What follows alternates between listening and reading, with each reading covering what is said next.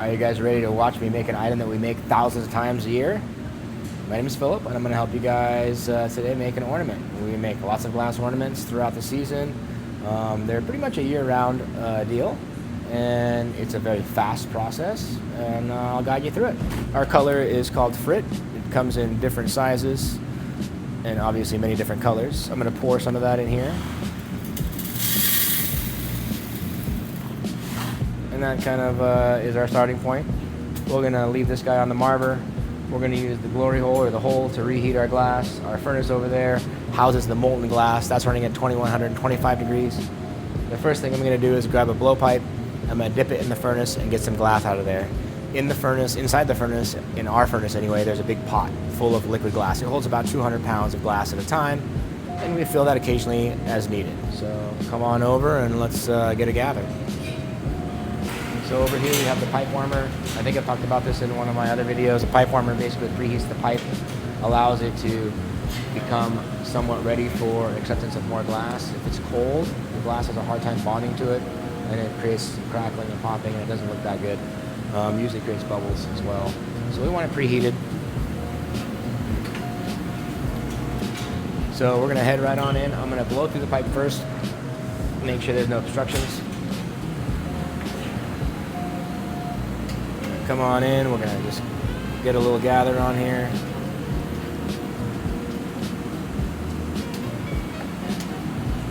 And then we're gonna head over and add color. First thing I need to do is squeeze the glass off the pipe. I do that just by rolling on the marber. The marber is made out of steel. Okay, got a lot of movement, which is why we turned. We're gonna head on in and add a layer of color. This is one of our purple mixes. I got a good amount on there, but I think I want just a little bit more, so I'm going to heat up quickly and then do another kind of what I call a half layer.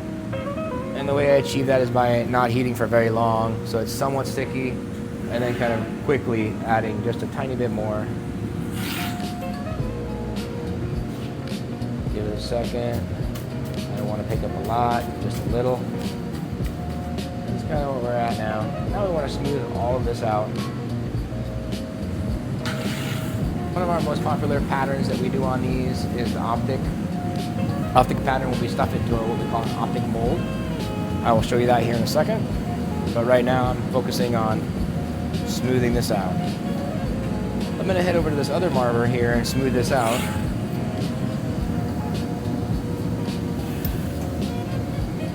Smooth our color. I'm going to shorten it a little bit. It's a little long. Okay, that's kind of where we're at now. We're going to grab our guy here. This is what's going to create our optic pattern. Right? These are called optic molds. There's a lot of different styles, different ridges, different ridge patterns that you can use. I'm going to get it really hot, then I'm going to stuff it in there. And as soon as I stuff it in there, I'm going to pull it out immediately and create what we call a starter bubble. And that's going to be me blowing into the pipe, trapping the air with my thumb here, so the air pressure pushes its way through the glass and causes a little pocket of air on the other end. So we need to get it nice and hot. You can see it flopping around in the hole. We're going to head on out. We're going to go right in.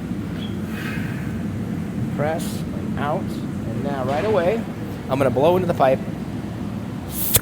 and trap the air with my thumb, and that's going to create that air pressure that I talked about. And we're waiting for that air pressure to push its way through the glass.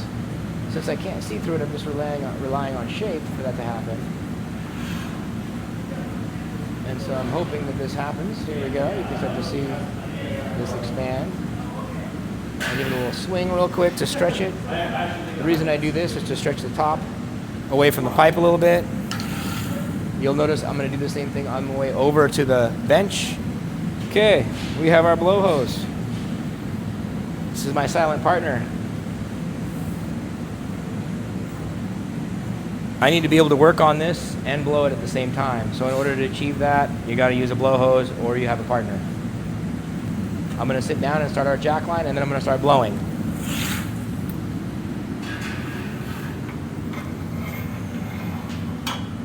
cool the bottom a little bit.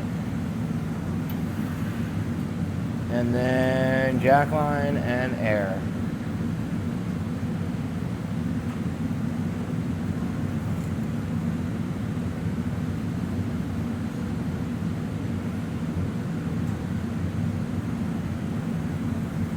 Now I'm done blowing. We wait.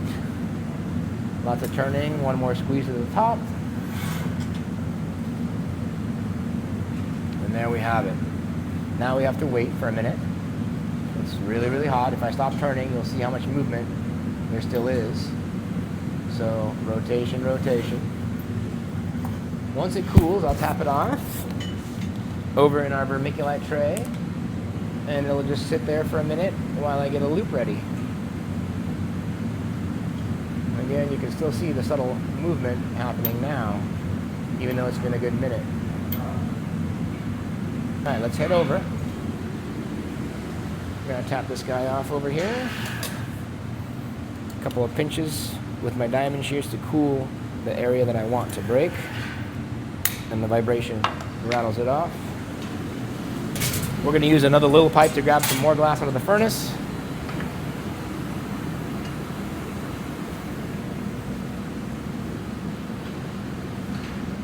I'm gonna pull a little bit of this off. We're gonna head over to our ornament. Here we go. So now we're gonna come in, we're gonna push, pull a little bit, and cut. And then grab the very tip of that bad boy, pull, twist around, and attach. You can always do any movements if you need to. So now, by the time I get my glove and my little hanger, we're good to go.